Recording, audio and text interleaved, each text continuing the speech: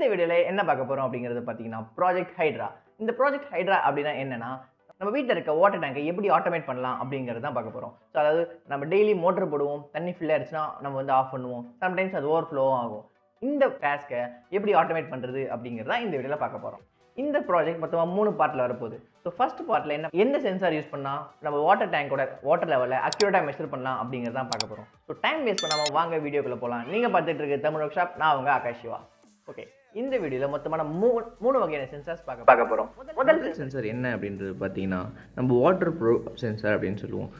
இந்த sensor more like ஒரு சுவிட்ச் மாதிரி தான். ஒரு சுவிட்ச் எப்படி ஒர்க் ஆகும் அப்படின்றது பார்த்தீங்கன்னா நம்ம சுவிட்ச் ஆன் பண்ணோம் அப்படின்னா கரண்ட் அது வழியாக ஃப்ளோ ஆகும். இதுவே ஆஃப் பண்ணோம் அப்படின்னா கரண்ட் ஃப்ளோ ஆகாது. இதுவும் அதே மாதிரி தான்.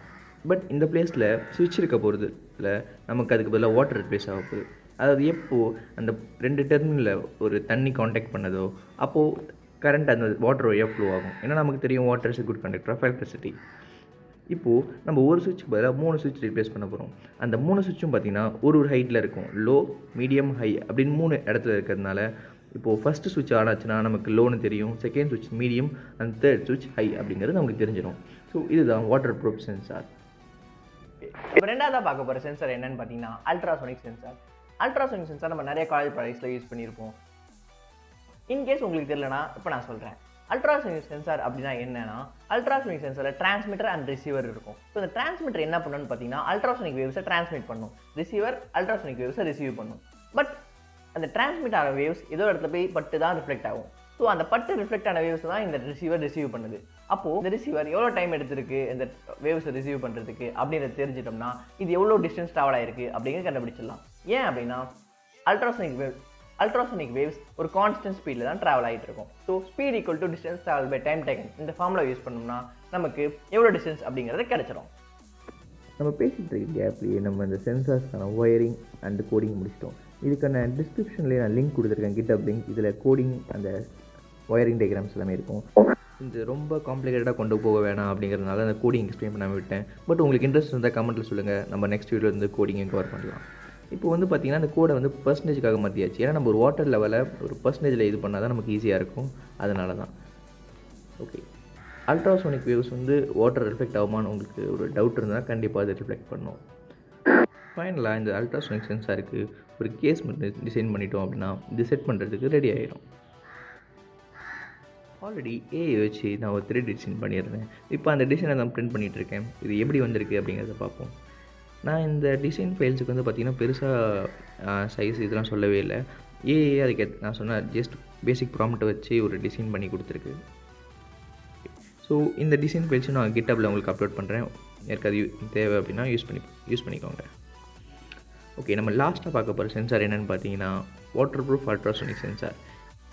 இந்த வாட்டர் ப்ரூஃப் அல்ட்ராசோனிக் சென்சார் வந்து நம்ம முன்னாடி யூஸ் பண்ண தெரியுமா, அந்த அதே அல்ட்ராசோனிக் சென்சார் மாதிரி தான் இருக்கும். பட் இதில் ஒரே அட்வான்டேஜ் என்னென்னு பார்த்தீங்கன்னா இது வந்து நம்ம கொஞ்சம் எக்ஸ்டெண்ட் பண்ணி யூஸ் பண்ணிக்கலாம் இந்த ஒயர்ஸ் வச்சு. பட் இதுக்கு ஒரு மேஜர் டிஸ்அட்வான்டேஜும் இருக்குது. அது என்ன அப்படிங்கிறது நம்ம டெஸ்ட் பண்ணும்போது தெரியும். நான் இப்போது இதுக்கான ஒரு கோடிங் ரெடி பண்ணிக்கிட்டேன். ஸோ இப்போ நம்ம இதை அப்லோட் பண்ணிக்கலாம். அப்படியே சைட் பை சைட் நான் கனெக்ஷன்ஸையும் முடிச்சிட்டேன். இப்போது இது எப்படி ஒர்க் ஆகுது அப்படிங்கிறத பார்த்துருவோம். ஓகே, இதுக்காக ஒரு அப்ஸ்டக்கிள் எடுத்திருக்கேன். இதோட பேக்ரவுண்டில் அந்த டிஸ்பிளேல பார்த்தீங்கன்னா எவ்வளோ டிஸ்டன்ஸ் அப்படிங்கிறது பிரிண்ட் ஆகிட்டு இருக்குது. இப்போ நான் ஒரு மேஜர் டிஸ்அட்வான்டேஜ் அப்படின்னு சொன்னேன் இல்லையா, என்னென்னா இது ஒரு 500 சென்டிமீட்டர் வரைக்கும் இந்த அல்ட்ராசோனிக் சென்சார் டிடெக்ட் பண்ணும்.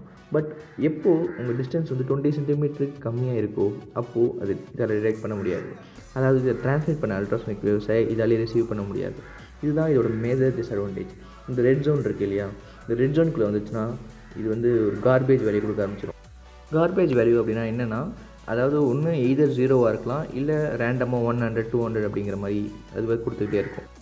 ஃபைனலாக இதுக்குமே ஒரு 3D பிரிண்ட் பண்ணிக்கிட்டேன். லாஸ்ட் இப்போ நம்ம எல்லா காம்பனன்ட்ஸையும் ஒரே இதில் போர்டில் அசம்பிள் பண்ணுற மாதிரி ஒரு சர்க்யூட் ரெடி பண்ணிட்டேன். இந்த சர்க்யூட்டுக்கான டிசைனும் நான் டிஸ்கிரிப்ஷனில் கொடுத்துருக்கேன், நீங்கள் வேணால் செக் பண்ணி பாருங்கள். ஓகே, லாஸ்ட்டாக வந்து பார்த்தீங்கன்னா இதுக்கு ஒரு பவர் சப்ளை கொடுக்கணும் அப்படி இல்லையா. ஏன்னா இதில் இப்போ இருக்க எல்லா காம்பனன்ட்ஸுமே 5 வோல்ட்டில் ஒர்க் ஆகுது. அதனால் நான் 2 லித்தியம் அயன் பேட்டரிஸையும் ஒரு பேட்டரி கண்ட்ரோலும் எடுத்துக்கிறேன். இந்த லித்தியம் அயன் பேட்டரி பார்த்திங்கன்னா 7.2லேருந்து 8.4 வோல்ட் வரைக்கும் இருக்கும்.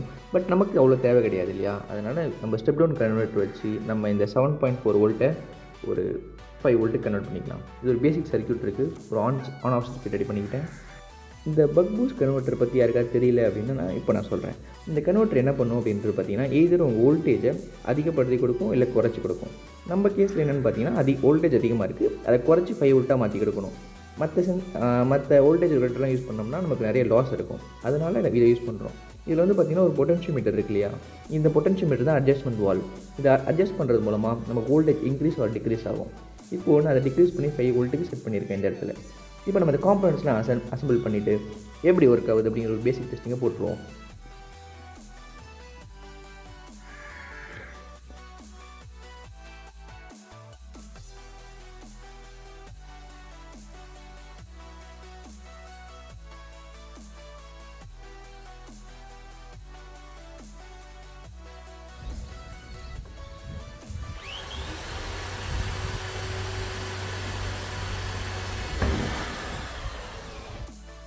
இப்போ நம்ம ப்ராஜெக்டோட ஃபைனல் ஸ்டேஜ், இந்த எல்லா சென்சாரையும் நம்ம வாட்டர் டேங்கில் ஃபிக்ஸ் பண்ணணும். இதுக்காக நான் ஒரு ட்ரில்லிங் மிஷின் வச்சு ஒரு ஹோல் போட்டு நட்ஸ் அண்ட் போல்ட்ஸை யூஸ் பண்ணிகிட்ருக்கேன். ஏன்னா இந்த இடத்துல டேப் யூஸ் பண்ணுறதுலாம் செட் ஆகாது.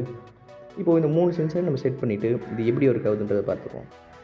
நம்ம இந்த சென்சாரை நம்ம ரெகுலராக செக் பண்ணிகிட்டே இருக்க முடியாது, மேலே வந்து. அதனால் இந்த சென்சார்ஸை நம்ம எல்லாத்தையுமே இன்டர்நெட்டில் கனெக்ட் பண்ணிவிட்டு ஒய்ஃபைல டேட்டாவை புஷ் பண்ண ஆரம்பிச்சிட்டோம்.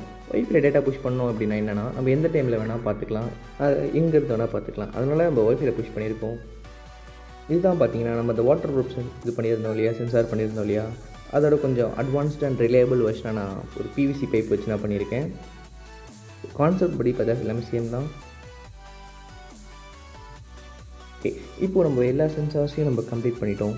இப்போ நம்ம 30 days கழிச்சு நம்ம இதில் எப்படி ஒர்க் ஆகுது, எவ்வளோ பவர் கன்சப்ஷன் பண்ணியிருக்கு அப்படிங்கிறது ஒரு பேசிக் அனலைசிஸ் வச்சு நம்ம ஃபைனலாக அந்த 3 சென்சார் வந்து ஒரு சென்சார் சூஸ் பண்ண போகிறோம். அதுதான் நம்ம வாட்டர் டேங்கில் இம்ப்ளிமெண்ட் பண்ண போகிறோம். ஓகே, நம்ம பவர் ஆன் பண்ணிக்கலாம். ப்ராஜெக்ட் ஃபுல்லாக முடிஞ்சிச்சு அப்படின்னு நினைக்கும் போது தான் நமக்கு ஒரு பெரிய ட்விஸ்ட் காத்திருந்தது. ப்ராஜெக்டை நம்ம கண்ணா பின்னான்னு போட்டு ஒரு டப்பாவுக்குள்ளே மூடினதுனால ஏதோ ஒரு இடத்துல ஷார்ட் ஆயிடுச்சு. ஆச்சு அப்படின்றது பார்த்தீங்கன்னா, நம்மளோட பேட்டரி மானிட்டர் மண்டையை போட்டார். ஸோ இவர் மண்டையை போட்டது மட்டும் இல்லாமல் இன்னொரு பேட்டரி சேர்த்து கூட்டிகிட்டு போயிட்டார். இந்த கண்ட்ரோலரை ரீப்ளேஸ் பண்ணுறதுக்காக தான் மார்க்கெட்லேருந்து புதுசாக ஒரு கண்ட்ரோலர் வாங்கி இப்போ நம்ம ரீப்ளேஸ் பண்ணியாச்சு. இதை வச்சு நம்ம டேங்க் எப்படி இருக்காதுன்றதை பார்ப்போம் வாங்க. ஓகே, ஸோ எந்த புகையும் வரல. நான் ஆல்ரெடி நடுவில் ஒரு ஒர்க் பண்ணுறப்போ என்னாச்சுன்னு பார்த்தீங்கன்னா, நடுவில் சர்க்யூட் பர்ஸ்ட் ஆகிடுச்சு. அதுக்கப்புறம் நான் இப்போ புதுசாக ஒரு கண்ட்ரோலர்ஸ்லாம் மாற்றிட்டு இப்போ மறுபடியும் டெஸ்ட் பண்ணிகிட்ருக்கேன். ஸோ ஓகே, நமக்கு இப்போது வைஃபைல டேட்டா வந்துட்டுருக்கு. Okay, so project success.